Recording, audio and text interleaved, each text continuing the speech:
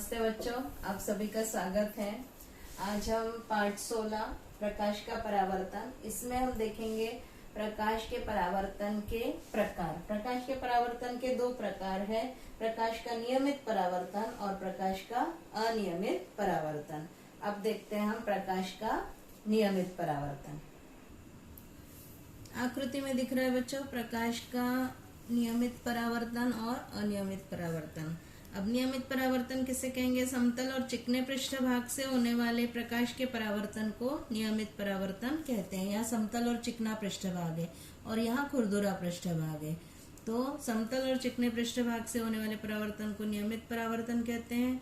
नियमित परावर्तन में जो समांतर आने वाली ये जो नीले रंग से दिखाई दे रही है, ये आपाती किरणें होती हैं और ये आपाती किरणों के जो आपतन कोण है और परावर्तन कोण के माप समान होते हैं, इसलिए परावर्तित किरणें परस्पर एक दूसरे के समांतर होती है। और अनियमित परावर्तन में खुरदुरे पृष्ठभाग से होने वाले प्रकाश के परावर्तन को अनियमित परावर्तन कहते हैं। अनियमित परावर्तन में समांतर आने वाली जो आपाती किरणें हैं, इनके आपतन कोण के माप तो जो है आपतन कोण के समान माप के नहीं होते हैं और इसलिए परावर्तन कोण के माप भी समान नहीं होते हैं। यहाँ पर कैसे आपतन कोण के माप भी समान है और परावर्तन कोण के माप भी समान है, और यहाँ पर आपतन कोण के माप ही समान नहीं है, इसलिए परावर्तन कोण के माप समान नहीं है और इसीलिए जो है परावर्तित किरणें एक दूसरे के समांतर नहीं होती है, विस्तृत दिशा में किसी भी दिशा में परावर्तित होती है। तो ये हो गया नियमित और अनियमित परावर्तन। नियमित और अनियमित दोनों परावर्तन जो है प्रकाश के परावर्तन के नियम का पालन इन दोनों में ही होता है। अनियमित परावर्तन में होने वाले प्रकाश का परावर्तन या परावर्तन के नियम का पालन नहीं होने के कारण प्राप्त परावर्तन न होकर वे परावर्तित पृष्ठभाग अनियमित खुरदुरा होने से प्राप्त हुआ है। इसके बाद बच्चों अगला आता है परावर्तित प्रकाश का परावर्तन। आप जो है केश कर्तनालय में जाते हैं तो आपके आगे और पीछे दोनों ही दर्पण लगे होते हैं। फिर पीठ के पीछे का भाग का प्रतिबिंब आगे के दर्पण में निर्माण होता है। इस प्रतिबिंब का प्रतिबिंब सामने वाले दर्पण में दिखाई देता है, जिसके कारण केश कर्तनालय में गर्दन के ऊपर के बाल ठीक प्रकार से काटे हैं या नहीं आप देख सकते हैं। इसी तरह से चंद्रमा का पानी में प्रतिबिंब कैसे बनता होगा? चंद्रमा स्वयं प्रकाशित नहीं है, इस कारण सूर्य का प्रकाश चंद्रमा पर पड़ने पर उसका परावर्तन होता है, जिसके कारण पानी से परावर्तित प्रकाश का पुनः परावर्तन होता है और हमें चंद्रमा का प्रतिबिंब दिखाई देता है। इस प्रकार से परावर्तित प्रकाश का अनेक बार परावर्तन हो सकता है। इसका एक और उदाहरण है कैलिडोस्कोप है, ये चित्र में दिखाया है। इसमें क्या किया है, 3 समान आकार के आयताकृति दर्पण लेना है। आप इसको अब घर पे तैयार कर सकते हैं। परावर्तित पृष्ठभाग अंदर की ओर आए, इस प्रकार से तीनों की दर्पण को एक दूसरे से त्रिभुजाकार रूप में चिकट पट्टी की सहायता से चिपका देना है। एक सफेद कागज लेकर उसे भी त्रिभुजाकार रूप में इधर और इधर चिपका देना है और एक भाग बंद कर देना है। कांच के 4 से 5 भिन्न भिन्न रंग वाले टुकड़े लेकर, चूड़ी के जो टुकड़े होते हैं ना, वो टुकड़े लेकर जो है दर्पणों की खाली जगह में डाल देना है। अब दूसरा भाग भी बंद करके उस कागज पर छिद्र कर देना है। छिद्र से उजाले में अगर देखते हैं तो कांच के टुकड़ों के असंख्य प्रतिबिंब दिखाई देते हैं। ये प्रतिबिंब तीनों दर्पणों से हुए परावर्तनों के कारण निर्मित होते हैं। इस कैलिडोस्कोप की खास विशेषता अर्थात इसमें एक बार तैयार हुई रचना फिर से आसानी से दोबारा तैयार नहीं होती।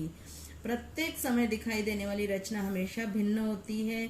इसका उपयोग कहाँ किया जाता है? कमरे की दीवारें जो आजकल नक्शीदार कागज चिपकाए जाते हैं दीवारों पर, उस कागज के डिजाइन्स तैयार करने के लिए इसका उपयोग किया जाता है। वस्त्रोद्योग व्यवसाय में भी जो है कैलिडोस्कोप का उपयोग भिन्न भिन्न रचना की खोज करने के लिए किया जाता है। इसके बाद बच्चों अगला उदाहरण है परावर्तित प्रकाश के परावर्तन का परिदर्शी, पेरिस्कोप जो बोलते हैं। इसको भी आप घर बना सकते हैं।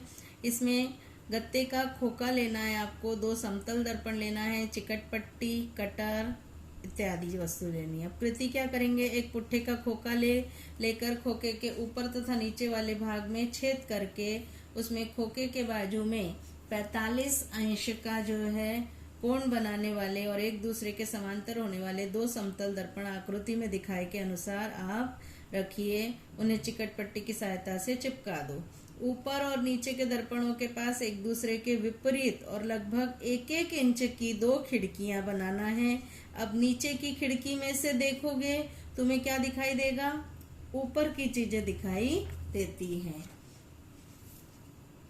मतलब नीचे की खिड़की से तुम्हें ऊपर वाली खिड़की के सामने का दृश्य दिखाई देगा। इस प्रकार तैयार हुए उपकरण को परिदर्शी कहते हैं। परिदर्शी का उपयोग पनडुब्बी, यहाँ पर पनडुब्बी दिखाई गई है, पनडुब्बी में समुद्र के ऊपर की वस्तुओं को देखने में, उसी प्रकार बंकर्स में भूपृष्ठ के भाग के नीचे रहकर भूपृष्ठ के ऊपर की वस्तुओं पर निगरानी रखने के लिए किया जाता है। कैलिडोस्कोप और परिदर्शी ये दोनों उपकरण परावर्तित प्रकाश का परावर्तन इस गुणधर्म का ही कार्य करते हैं। यहाँ पर बच्चों आपका पाठ हो गया खत्म।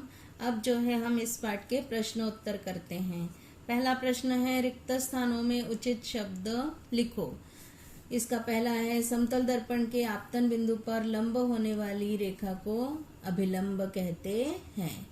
उत्तर जो है यहाँ मैंने आपको दिए हुए हैं, उसको आप देखकर लिखेंगे। लकड़ी के पृष्ठभाग से होने वाला प्रकाश का परावर्तन यह अनियमित प्रकार का परावर्तन होता है, क्योंकि कैसी सतह होती है, खुरदुरी सतह होती है।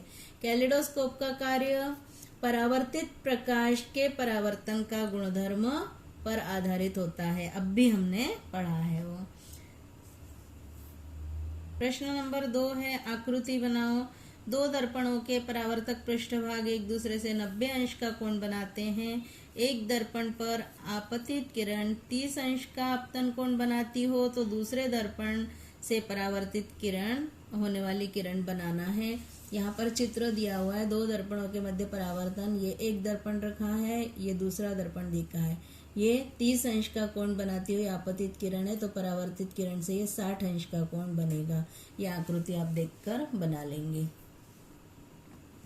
प्रश्न नंबर 3 है, हम अंधेरे कमरे में वस्तु आसानी से देख नहीं सकते। इस वाक्य का स्पष्टीकरण कारण कैसे करोगे। तो अंधेरे कमरे में किसी भी वस्तु का प्रकाश की किरणें नहीं पड़ती है, इस कारण हमारी आंखों में प्रकाश की किरणें प्रवेश नहीं करती है, इसीलिए जो है दृष्टि संवेदना नहीं होती, अर्थात हम अंधेरे में कमरे की वस्तु देख नहीं सकते हैं।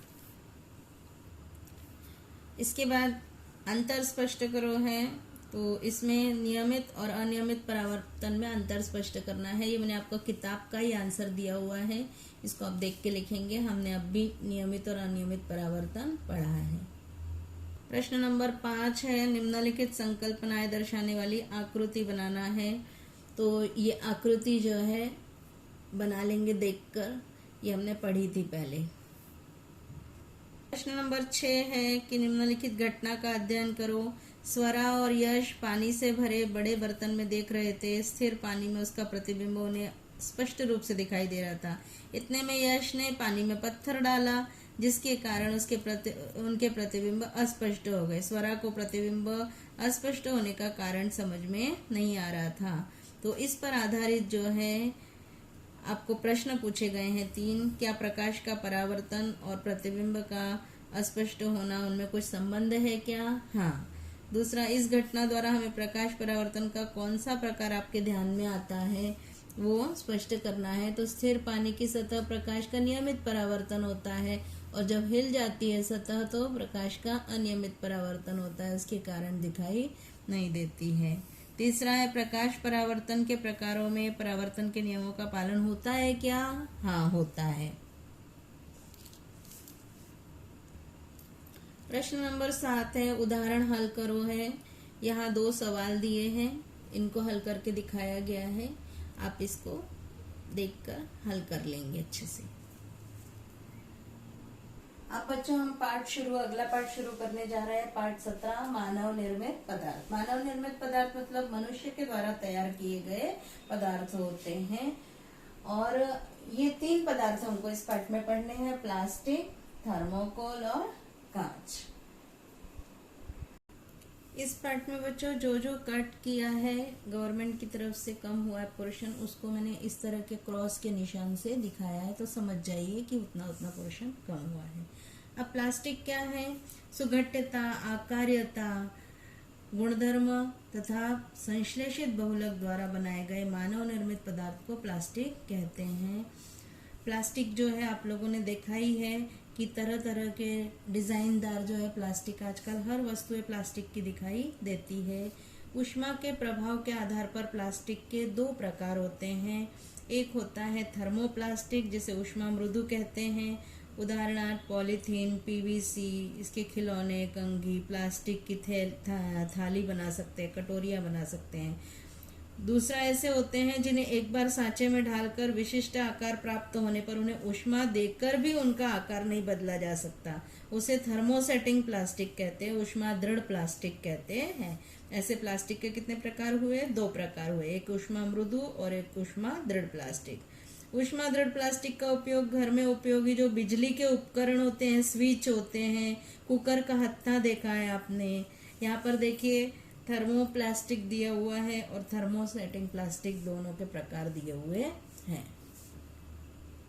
प्लास्टिक के गुणधर्म क्या है? इसमें जंग नहीं लगता, विघटन नहीं होता, इसका रंग बिरंगे अलग अलग दिखाई देते हैं, आकर्षक दिखाई देते हैं। सुघट्यता मतलब इसको फिर से अपना पिघलाकर मनचाहा आकार दे सकते हैं। विद्युत ऊष्मा का कुचालक होता है, भार में भी हल्का होता है। फिर लेकिन जो है प्लास्टिक तथा पर्यावरण का क्या उपयोग है? जैसे पॉलीथीन है, कैरी बैग है, इसका उपयोग जो है हानिकारक होता है। कुछ पदार्थ जो है प्राकृतिक रूप से विघटन होता है, उन्हें जो है विघटनशील पदार्थ कहते हैं, और कुछ पदार्थ ऐसे होते हैं जिनका प्राकृतिक रूप से विघटन ही नहीं होता है, उन्हें अविघटनशील पदार्थ कहते हैं। उसके अंतर्गत क्या आता है? प्लास्टिक अविघटनशील पदार्थ है, जिसके कारण पर्यावरण की दृष्टि से ये प्लास्टिक जो है प्रदूषक है। इसीलिए जो है प्लास्टिक का उपयोग कम से कम करना चाहिए, और प्लास्टिक के स्थान पर हम विघटनशील पदार्थों का उपयोग कर सकते हैं, जैसे बैग है, कपड़े की थैली है, कागज से बनी थैली है, पटसन की थैली होती है। प्रत्येक सभ्य नागरिक को 4R सिद्धांत का उपयोग करना चाहिए। रिड्यूस, कम से कम उपयोग करें, रीयूज, पुनः उपयोग करना, रिसाइकल, पुनर्चक्रीकरण करना, रिकवर मतलब पुनः प्राप्त करना, तो ही पर्यावरण प्रदूषण से संरक्षण हो सकता है। अब दूसरा पदार्थ है थर्मोकोल है। आपके घर में जो है गणपति के दिनों में जो है थर्मोकोल के ही मंदिर बनाए जाते हैं, है ना, तो वो आपने देखा होगा। कोई वस्तु जो है टूट फूट ना जाए, जैसे फ्रीज है या कोई जो है बक्से में जो संभारण करने वाली वस्तुएं होती हैं, उसको जो है थर्माकोल का आवरण लगाया जाता है। कई स्थानों पर खाना खाने के लिए भी जो है थर्माकोल से बनी हुई प्लेटों का उपयोग किया जाता है। थर्माकोल मतलब क्या है? पॉलीस्टाइरीन इस संश्लेषित पदार्थ का एक रूप है जो 100 अंश सेल्सियस से भी अधिक तापमान पर जो द्रव अवस्था में तथा ठंडा करने पर ठोस अवस्था में रूपांतरित हो जाता है, जिसके कारण हम इसे मनचाहा आकार दे सकते हैं। ये आघात शोषक होने के कारण कोई नाजुक वस्तुएं रखने के लिए, सुरक्षित रखने के लिए इसका उपयोग किया जाता है। आपने देखा ही है थर्मोकोल के अत्यधिक उपयोग करने से पर्यावरण और मानव पर भी जो है कुप्रभाव पड़ा है, इसलिए थर्मोकोल पर क्या है? बैन लगा दिया गया है। थर्मोकोल के जो ज्वलन से विषैली गैसें मुक्त होती है। स्टाइरीन से कैंसर के घटक होने के कारण थर्मोकोल के निरंतर संपर्क में यदि कोई व्यक्ति रहते हैं तो व्यक्तियों को रक्त का या लिम्फोमा इस प्रकार के कैंसर होने की संभावना होती है। जो भोजन समारोह होते हैं, इसमें थालियां, ग्लास थर्माकोल के उपयोग में लाते हैं, उस पर सरकार द्वारा बैन लगा दिया गया है। थर्मोकोल बनाने वाली कंपनी में काम करने वाले व्यक्ति के शरीर पर भी परिणाम दिखाई देते हैं। ये बहुत अधिक समय तक स्टाइरीन के संपर्क में रहने वाले व्यक्तियों की आंखें, श्वसन संस्था, त्वचा, पचन संस्था, ये इससे संबंधित रोग होने की संभावना होती है। गर्भवती महिलाओं का गर्भपात होने से धोखे की संभावना होती है। द्रव रूप स्टाइरीन के कारण त्वचा जलने की संभावना भी होती है। इसके बाद बच्चों अगला तीसरा पदार्थ आता है कांच, ग्लास। दैनिक जीवन में आप जो है कांच का उपयोग तो बड़े पैमाने पर करते हैं। कांच की खोज मानव को अचानक हुई। कुछ फेनेशियन व्यापारी रेगिस्तान में रेत पर खाना बनाते समय खाने के बर्तन को उन्होंने चूने के पत्थर का आधार दिया था। खाने के बर्तन पत्थर से नीचे उतारने के बाद उन्हें एक पारदर्शक पदार्थ तैयार होता हुआ दिखाई दिया, तो उन्होंने ऐसा अनुमान लगाया कि ये पारदर्शी पदार्थ रेत और चूने के पत्थर को एक साथ गर्म करने के कारण हुआ होगा। इसी से आगे कांच तैयार करने की विधि विकसित हुई। कांच मतलब क्या है? कांच अर्थात सिलिका तथा सिलिकेट के मिश्रण से तैयार हुआ अकेलासीय कठोर परंतु भंगुर ठोस पदार्थ होता है। भंगुर मतलब गिरने पर टूट जाता है। सिलिका अर्थात SiO2, इसे ही हम रेत कहते हैं। कांच में उपस्थित सिलिका और इन घटकों के अनुपात से सोडा लाइम कांच, बोरोसिलिकेट कांच, सिलिका कांच, अल्कली सिलिकेट कांच, ऐसे कांच के प्रकार होते हैं। अब कांच की निर्मित कैसे की जाती है? कांच बनाने के लिए रेत, सोडा, चूने का पत्थर और अल्प मात्रा में मैग्नीशियम ऑक्साइड, इसका मिश्रण भट्टी में गर्म करते हैं। रेत और सिलिकॉन डाइऑक्साइड पिघलाने के लिए लगभग 1700 अंश सेल्सियस तापमान की आवश्यकता होती है। कम तापमान पर यह मिश्रण पिघलाने के लिए इसमें अनुपयोगी कांच के टुकड़े मिला देते हैं, जिससे मिश्रण 850 अंश सेल्सियस पर ही पिघल जाता है। मिश्रण के सभी घटक द्रव अवस्था में प्राप्त करने पर उसे 1500 अंश सेल्सियस तापमान तक गर्म कर उसे तुरंत ठंडा किया जाता है, परंतु ठंडा करने पर मिश्रण केलासीय रूप प्राप्त नहीं करता, तो समांगी अकेलासीय पारदर्शी प्राप्त होता है। इसे ही सोडा लाइम कांच कहते हैं। कांच के गुणधर्म क्या है? कांच जो है गर्म करने पर मनचाहा मुलायम हो जाता है, मनचाहा आकार दिया जा सकता है। कांच का घनत्व उसके घटक तत्वों पर निर्भर करता है। ये ऊष्मा का मंद चालक होता है, विद्युत का कुचालक होता है, इसलिए बहुत से विद्युत उपकरणों में भी कुचालक के रूप में इसका उपयोग किया जाता है। पारदर्शी होता है, इसमें रंग मिलाकर जो है अलग अलग रंगों के भी कांच तैयार किए जा सकते हैं।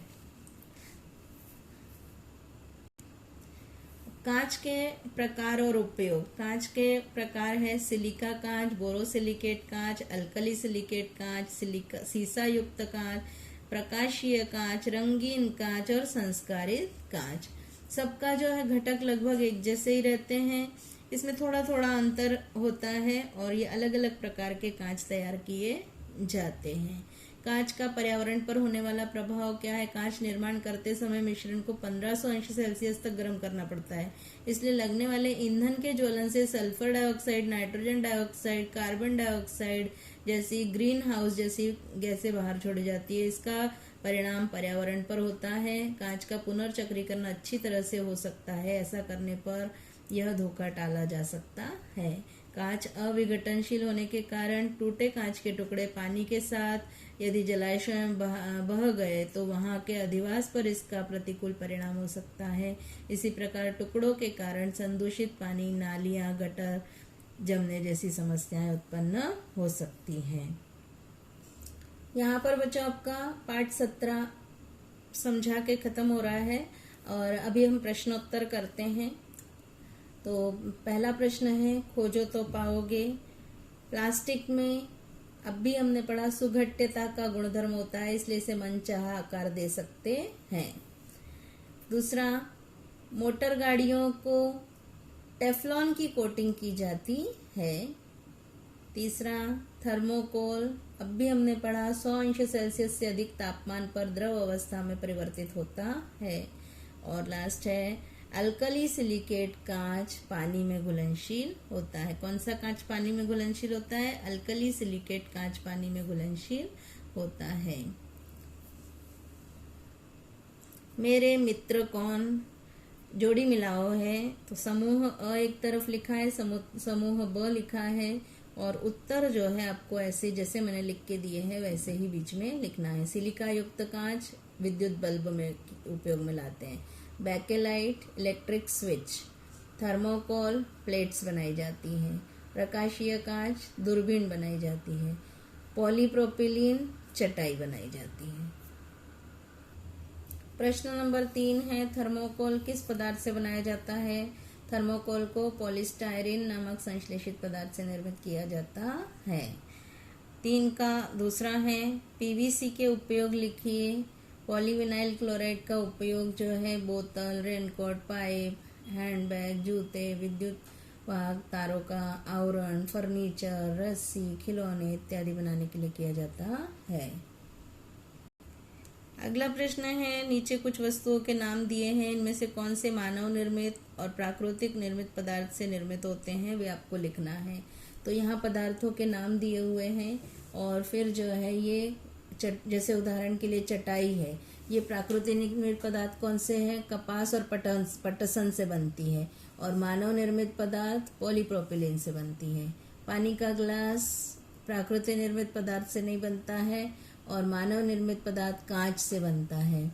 फिर चूड़ियाँ हैं, सोना, चांदी, लाख, तांबा से बनती है और मानव निर्मित में प्लास्टिक और कांच से बनती है। कुर्सी लकड़ी से, इधर पीवीसी से। बोरी पटसन और जूट कपास से, इधर प्लास्टिक से। खराटा मतलब झाड़ू वनस्पतियों की शाखाएं और तंतु से बनती है और इधर जो है प्लास्टिक के तंतु से भी बनती है। पेन जो होता है लोहा धातु से बनता है और इधर प्लास्टिक से बनता है। चाकू धातु से बनता है और इधर प्लास्टिक से बनता है। कांच के प्रमुख घटक कौन से हैं? कांच के प्रमुख घटक रेत तथा सिलिका है। और प्लास्टिक कैसे तैयार किया जाता है, इसका उत्तर मैंने आपको यहाँ दिया है, इसको आप देखकर लिख लेंगे। अगला प्रश्न है चौथा प्रश्न, अंतर स्पष्ट करो मानव निर्मित पदार्थ तथा प्राकृतिक निर्मित पदार्थ। इसी तरह से कॉलम बना के लिखेंगे अंतर, या अंतर ध्यान से देख के लिख लेंगे और याद करेंगे। दूसरा अंतर है ऊष्मा मृदु प्लास्टिक तथा ऊष्मा दृढ़ प्लास्टिक, इसको भी अंतर को देखकर आप लिख लेंगे। यहाँ पर बच्चों आपका पाठ 17 कंप्लीट होता है। धन्यवाद।